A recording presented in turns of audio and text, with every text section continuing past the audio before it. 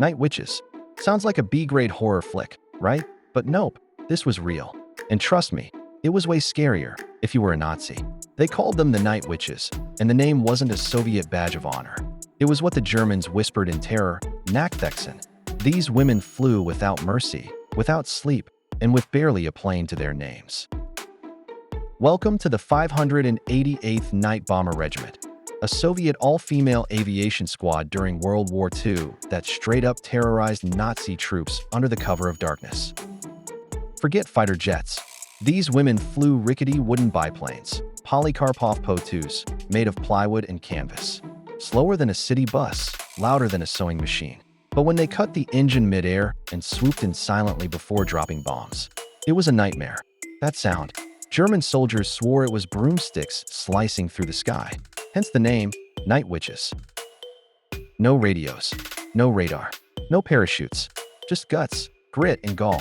Each crew of 2, pilot and navigator, flew up to 18 missions per night, dodging tracer fire with nothing but darkness and sheer nerve on their side. They bombed ammo depots, railroads, supply lines, anything to keep the enemy scrambling. And their tactics? Pure genius. Kill the engine, glide in dead silent, drop the bombs, and vanish into the night before the ground defenses could even react. The Germans were so shaken, the psychological toll was impossible to miss.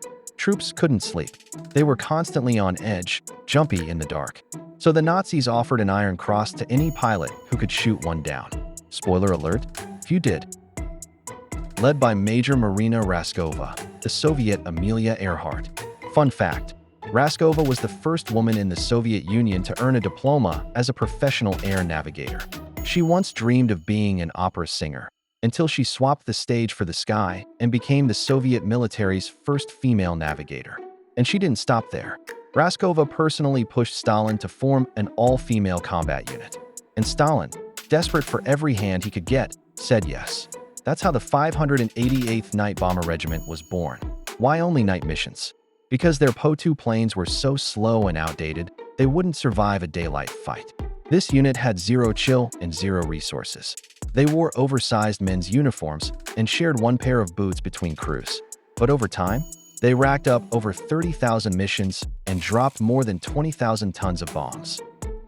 By war's end, they'd earned 23 Hero of the Soviet Union titles. Not bad for a bunch of girls and sewing machines, right? They weren't just flying.